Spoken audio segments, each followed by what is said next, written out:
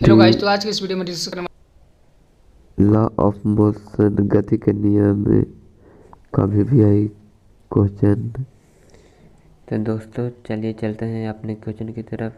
तो देखिए पहला क्वेश्चन क्या, न्यूटन के गति के नियम किस पुस्तक में उल्लेखित है।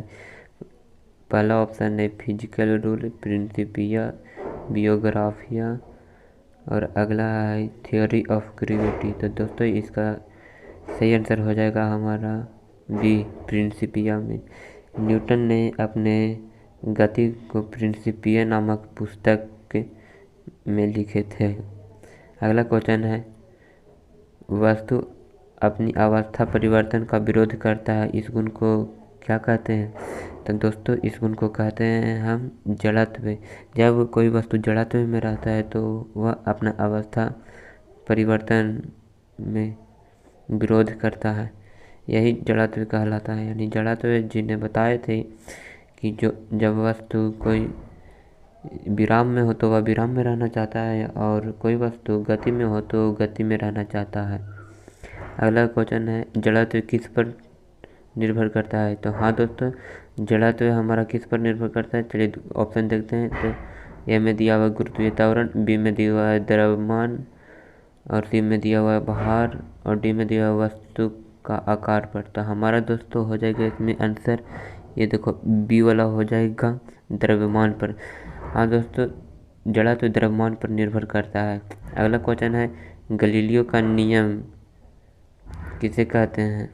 तो गैलीलियो के नियम में क्या है, देखिए ऑप्शन में जड़त्व के नियम, बल के नियम, गुरुत्वाकर्षण का नियम, ऊर्जा संरक्षण का नियम। तो हाँ दोस्तों, ये मेरा सही ऑप्शन हो जाएगा, ये जड़त्व के नियम को ही गैलीलियो का नियम कहते हैं। ये देखिए ये वाला हो जाएगा मेरा ऑप्शन सही।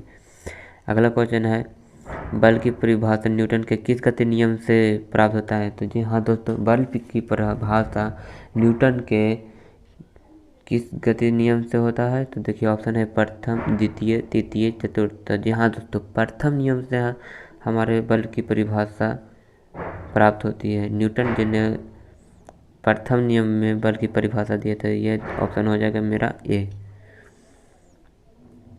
अगला है, चलती हुई गाड़ी अचानक रुक जाए और आदमी आगे की ओर झुक जाता है, यह किस तरह का जड़त्व है। हाँ दोस्तों, चलती हुई गाड़ी में जब अचानक ब्रेक लगाता है तो आदमी आगे की ओर झुक जाता है। चलिए ऑप्शन देखते हैं, ए में है गति जड़त्व, बी में है विराम जड़त्व, सी में है त्वरण जड़त्व, और डी में है कोई नहीं। तो जी हाँ दोस्तों, हमारा ऑप्शन हो जाएगा ए, गति जड़त्व।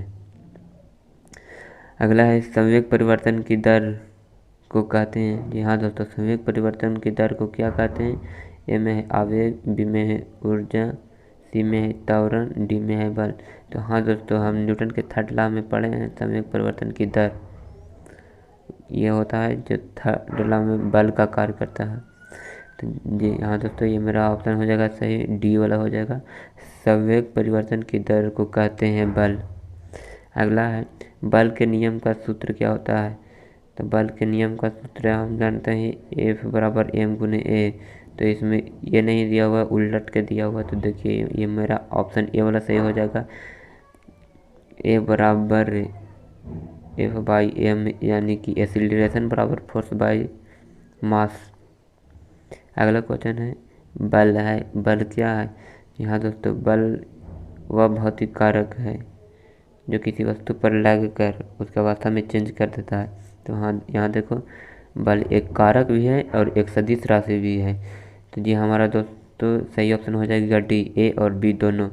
अगला क्वेश्चन है, क्रिकेट की गेंद की तुलना में टेनिस की गेंद कम चोट लगने के कारण है। 10 का ए में है भार, बी में संवेग, सी में जड़त्व, और डी में है बी और सी दोनों। तो जी हाँ दोस्तों, हमारा हो जाएगा सही ऑप्शन बी और सी दोनों, डी वाला। अगला है, बल कितने प्रकार के होते हैं। यहाँ दोस्तों बल बहुत ही मायने रखता है, बल कितने प्रकार के होते हैं। तो बल हमारा होता है मुख्य रूप से दो प्रकार के होते हैं, संपर्क बल और असंपर्क बल होता है।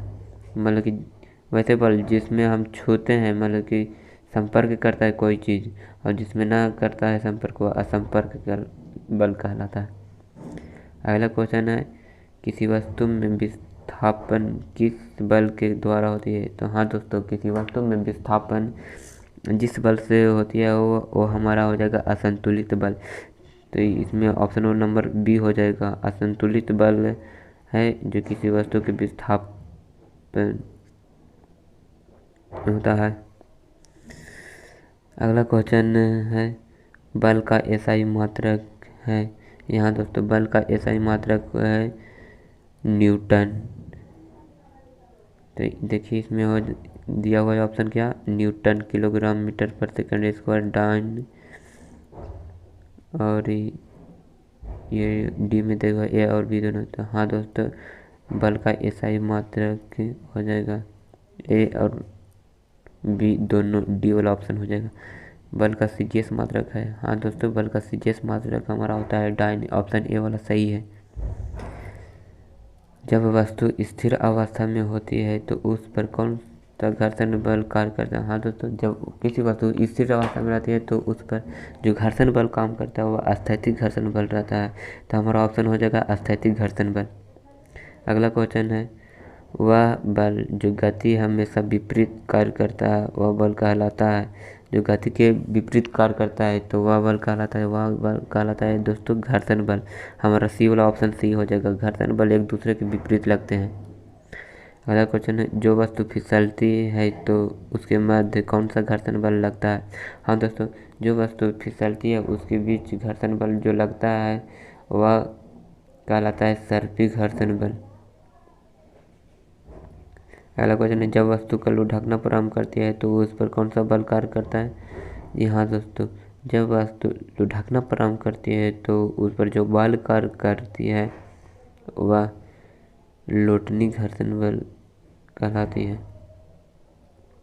अगला क्वेश्चन है, बॉल बीयरिंग में कौन सा घर्षण बल है? हाँ दोस्तों, बॉल